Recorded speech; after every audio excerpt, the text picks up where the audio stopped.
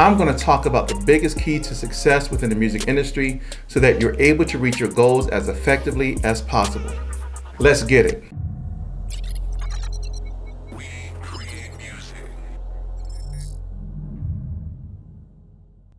I'm Vaughan, the creator and host of We Create Music TV, and this is video number 2 in our Networking in the Music Industry series. In this video, we will focus on developing a structure to help you develop a great commercial for yourself. Now, you may be asking yourself, why is this even important?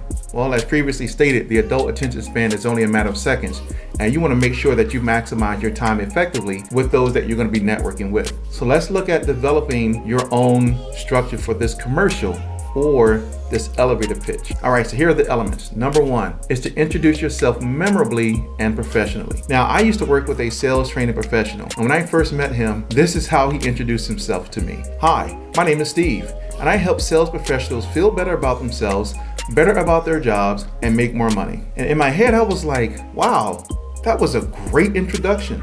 This immediately got my attention and was able to provide context to our conversation. So here's an example of how B. Vaughan, introduce myself. Hi, I'm B. Vaughan, and I provide a platform for music creators that believe in collaborating and empowering other music innovators and entrepreneurs, right? Sounds dope, I know. But for you need to practice your own introduction over and over and over and over again until you're comfortable with it and it comes across naturally. Also, make sure to shake their hand in the process, or of course in this COVID time, give them a fist bump or elbow bump. Okay, now it's time to make this practical. I want you to pause this video and take the next 5 minutes, grab a piece of paper, and I want you to craft your own introduction statement. How will you introduce yourself memorably and professionally? Now you should have a good introduction that you can go with. Let's jump to number 2. Number 2, flatter the person. This will go a long way, especially if he or she is in your top 5 to 7. Remember, I talked about that in pre-event planning part 1, is choosing your key 5 to 7 people that you want to interact with. If you have done your research appropriately, you should have valuable information that you can use to accomplish this. It could be that they recently won an award, they wrote a hit song, you enjoyed their topic at the event. You just don't want to overdo it. You don't want to come off like you are super excited. Now, you may be, but you don't want that to be your overall message to them that you are a super excited fan. Before we proceed any further, take a moment to subscribe to our channel, as it helps us to rank higher and makes this type of content more available to other music creators like you. Let's jump to number 3. State your differentiating factors. You should be able to succinctly describe what you do and what sets you apart if you've done the planning part appropriately. What's different about you as a music creator? Why should they come to you rather than go to somebody else? Do you have a unique skill, sound, or style? Are you a trendsetter or are you a follower? Ask those who know you and can provide clear feedback on what they see as your differentiating factors. Use the following ideas to help you determine that one unique differentiating quality that you have. Now, I'm not saying you only have one, but this is going to help you determine what sets you apart from everybody else. So here's the first one. Narrow your target market. By specializing in a specific niche, you can focus and build on your unique skills or services that you provide. Being the best to provide a solution to their situation enables you to maximize your own revenue and build stronger relationships. Number 2, focus on superior customer service. Aim to create the best experience possible from your initial conversation through the final delivery of your product or service. Be sure that they are treated as if they are the only customer that you have. Number 3, solve a problem. Find out what common problems exist and be the best at solving those. Make your solutions turnkey so that you can solve these problems faster and with better results. Number 4, be innovative. Continuously try to improve your processes to deliver better results. If your services are the same as everybody else's, then make the way that you deliver these services, the way that you work with a client, or get to that solution better or faster than what your competition can deliver. All right, here's the next one. Create offers that are too hard to ignore. Be creative with your service packages and add so much value that it's hard to say no. If you offer, mixing and mastering services, then give people a 30-day money-back guarantee. or you can bundle it with another service that you offer at a great price. If you have a membership site, offer a free trial for a month so that people can try it out. All right, here's the next tip. Be known as the expert in your field. Build a reputation as the expert in your field through like your blog posts, your books, your videos, your trainings that you do, and any other informative mediums that you use. I mean, whether it's your posts that you put on social media, whatever that is, be known as an expert in your field. All right, here's the next tip. Make it easy to do business with you. Work on your business model to make it easy as possible to work with you. Provide access to you via text or email. Be responsive within 24 to 48 hours. Make changes to requests immediately if possible. Provide a one-stop shop for services that you offer, whether it's music creation, mixing, mastering, or have very reliable people ready and able when you need them. Provide a fast turnaround time. Do whatever it takes to make working with you easy and convenient. It's now your turn to consider your own differentiating factors. What really sets you apart from the rest? So take a moment, pause this video, and take the next 10 minutes to write down your top 3 to 5 differentiating factors. Once you've written them down, write out why these are differentiating factors.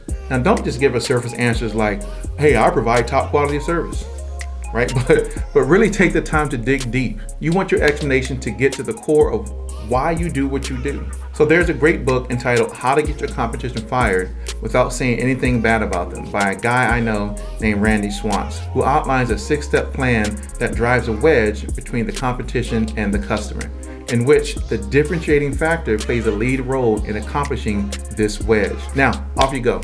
I'll see you when you get back. All right, welcome back. I know this exercise had your mental faculties hard at work, but before we proceed any further, take a moment to subscribe to our channel, once again, as it helps us to rank higher and make this type of content more available to other music creators like yourself. All right, number 3, WIIFT, or what's in it for them. As a sales trainer for many years, uncovering this element is critically important to closing any deal. Now, I'm sure you've heard of the term WIIFM, what's in it for me, right? Usually this applies to a prospect or potential client, but nowadays it has become synonymous with selfishness. Me, me, me. What's in it for me? If I can't get anything out of it, I don't want to do nothing, right? This is the selfish scarcity mentality that you find a lot in this music business or any business, right? But this mentality is one that will limit a person's potential growth and opportunities. You've heard the phrase, it's better to give than to receive. The more you help others, the more people will rally around you when you need them to help you. So in order to do this effectively, you have to be able to clearly describe how they will benefit from your product or service, your skill set, your connections, etc. Ask how you can help before asking for anything for yourself. You may have a specific skill as a graphic designer or photographer or in marketing where they actually may lack this particular expertise. This also stems from understanding and defining what your differentiating factors are and how these will be a benefit. So don't be afraid to have a service mentality. It immediately erases any thought that you care only about what's in it for you. Too many people have already taken the selfish route. Build a reputation as a giver, not just a receiver. All right, number 4, develop purposeful questions. This is a critical piece that provides context to your conversations when networking at a music industry event. Now, I learned this from singer-songwriter Priscilla Renee in 2016 at the ASCAP Music Expo. This was an unbelievable, uncomfortable workshop as it got people out of their seats and forced us to have meaningful interactions and not just surface-based conversations. Now, I'm glad that she took the time to teach this impactful technique and armed all of us in attendance with this invaluable nugget. Now, I realized that through this that most people just barely scratch the surface with their communication. The purpose of engaging with others is to have a meaningful dialogue within a short period of time, pitch your commercial, determine their WIIFT, and make it memorable. Most people can't even accomplish the first part, which is to have a meaningful dialogue. Most people are only concerned with pushing their CDs or demos. Like, wait a minute, we still in the age of CDs, so yes, people still utilize CDs and push CDs, or their demos in people's faces. Check out my SoundCloud. Most people do that type of stuff, right? But anyway, most people approach these interactions from a selfish perspective, only concerned with what they can get out of it. Having purposeful questions allows you to develop a roadmap for your own conversation. So to anticipate the kind of people that you're likely to meet and think about what you would like to ask them, what you would like to learn from them. Too often we ask the standard, boring, regular questions. What's your name? Where are you from? Where do you live? What do you do? I mean, those are the basic questions that we usually ask. Instead, you should ask specific, meaningful, and purposeful questions. So here's a list of pointed questions ready that you can use. You can take these and use them on your own. All right, here's the first one. What projects are you working on? What is your main goal or focus this year? What outcomes are you seeking to achieve? What do you see as roadblocks to your success? Who do you need to connect with? How can I help you accomplish your goals?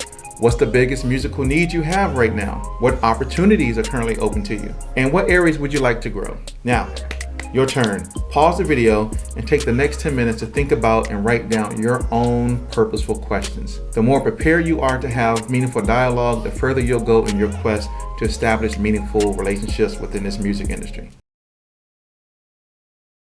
So before we move on to the third segment, during the event part 1, take a moment and hit that like button. Make sure to subscribe to our channel and turn on the notification bell to be notified of new content. And as always, I will see you in the next video. Peace.